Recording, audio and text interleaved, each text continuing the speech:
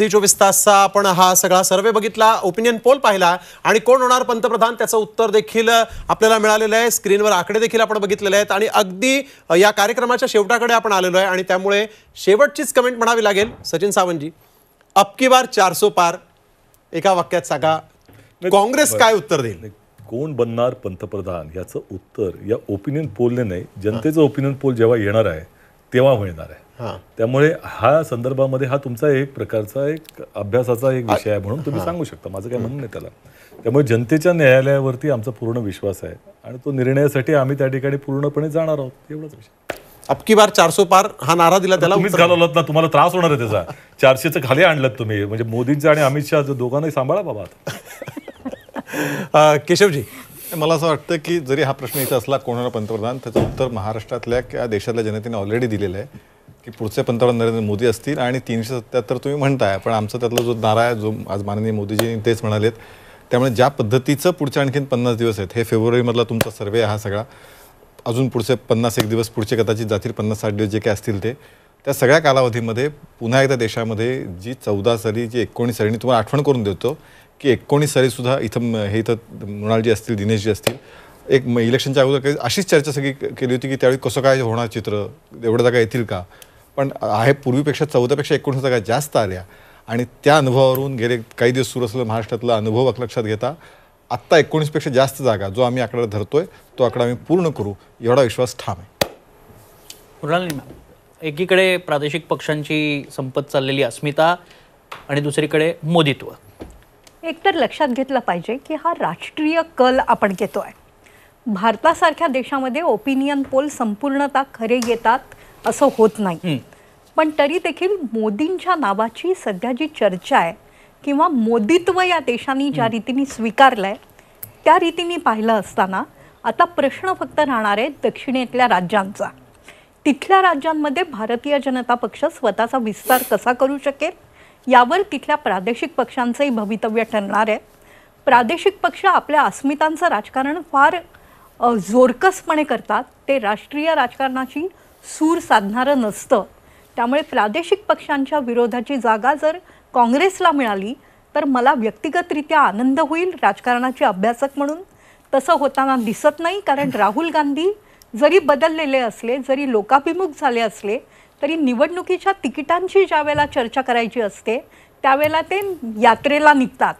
काँग्रेसचं कुठेतरी मोठ्या प्रमाणात चुकतंय आणि त्या चुकीचा लाभ हा मोदींच्या भारतीय जनता पक्षाला होतोय।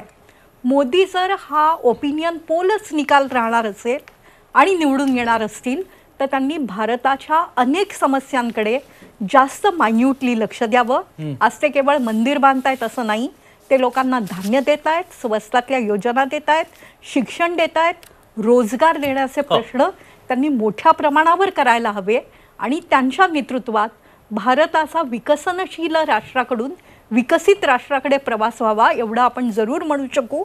हा कारभार करताना त्यांनी स्वतःच्या प्रत्येक कृतीचा इथे अर्थ लावला जाईल हेही लक्षात घ्यावं। पण भारताचा मूड आज मोदीत्वाचा मूड आहे, आपले आकडेही तेच दाखवत आहेत। अजून उमेदवार ठरायचे आहेत, निवडणुकाच्या घोषणाही व्हायच्या आहेत, त्यामुळे अँटी इन्कम्बन्सीचा कुठे फटका बसू शकतो का हेही आपल्याला येणाऱ्या काही दिवसात बघावं लागणार। Dinesh sir, final comment. खरं म्हणजे तुम्ही या आत्ता शेवटचा समारोपाचा प्रश्न म्हणून जो विचारलाय ना त्याचं उत्तर सुरुवातीलाच आपण दिलेलं आहे। जागांचा निकाल तुम्ही जाहीर केलेला आहे ओपिनियन पोलमधून, त्यामुळे हे स्पष्ट आहे। आता हे प्रश्न जेव्हा आला तेव्हा मी तुमच्या मागचं तो प्रतिमा पाहत होतो, एका बाजूला मोदी आहेत आणि दुसऱ्या बाजूला काँग्रेसचे राष्ट्रीय अध्यक्ष आहेत, त्यामुळे मोदींची प्रतिमा निश्चित आहे हे स्पष्ट आहे। आता मोदींच्या समोर पंतप्रधान पदासाठी उमेदवार कोण आहे हा प्रश्न संभ्रमातला आहे थोडासा, त्यामुळे एक तर एका बाजूला स्पष्ट मोदी आणि दुसऱ्या बाजूला सगळं अस्पष्ट चित्र असं आत्ता मला ह्या तुमच्या प्रश्नावरून आणि ह्या सांकेतिक चित्रावरून दिसतंय। त्यामुळे माझ्यासाठी जर असं हे समोर ठेवलं तर माझ्यासाठीचं उत्तर आत्ता स्पष्ट आहे आणि जो सूर आपल्या चर्चेतून निघाले। तुम्ही अगदी शेवटी थेटच विचारायचं ना सचिन सावंतांना की तुम्ही पंतप्रधान पदाचा उमेदवार इंडिया आघाडी जाहीर का नाही करत आहे? तो प्रश्न विचारायचा अधिकार तुमच्याकडे, तुम्ही अजून विचारू शकता त्यांना। मग तोच प्रश्न मी विचारतोय। नाही म्हणजे त्या पद्धतीनं निवडणुका अध्यक्षीय झाल्यासारख्या जर असतील चांगली गोष्ट आहे, आमचं काय म्हणणं नाही. अजून काही लोकशाहीचं परिमाण आणि संविधान बदललेलं नाही. आणि भारतीय जनता पक्ष असं असतं की जिथे जिथे मुख्यमंत्री पदाचे उमेदवार त्यांच्याकडे नसतात त्यावेळेला ते विचारत नाहीत, आणि ज्या वेळेला त्यांच्याकडे असतात त्यावेळेला दुसऱ्याला विचारत बसतात. त्यामुळे आम्ही काय भाजपच्या परिमाणानं चालणार नाही. निश्चितपणे निवडून आल्यानंतर संसदेचे खासदार जे निवडून येतील ते ठरवतील, आणि निश्चितपणे पंतप्रधान पदाचा उमेदवार हा पंतप्रधानासाठी असेल एवढं निश्चित आहे. अगदी. ओपिनियन पोल झी मीडिया आणि मॅट्रिक्सनं समोर आणलेला आहे, आणि ओपिनियन पोलचे आकडे आपल्या समोर आहेत. जनता सुजाण आहे, जनतेला काय हवं हे जनतेला चांगलं माहिती आहे. त्यामुळे घोडा मैदान दूर नाही, लवकरच निवडणुका होतील आणि त्याचे निकालही स्पष्ट होतील. पुन्हा भेटणार आहोत निकालासोबत. पाहत राहा झी 24 तास आणि रहा एक पाऊल पुढे.